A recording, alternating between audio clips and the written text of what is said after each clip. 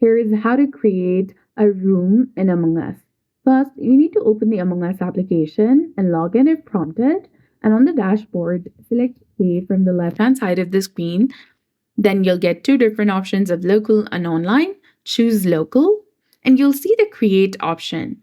Go ahead and select whether classic or hide and seek for the game type, whichever you prefer, and your room will be created. In the menu on the right, you can adjust the game settings. You can also select the chat icon in the top to chat with the players, and you can select settings to adjust your settings according to your preference. And once you made all your changes, you can wait for other players to join, and then you can start the game without any problems.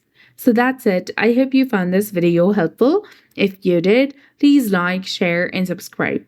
Thanks for watching. We'll see you again in the next one.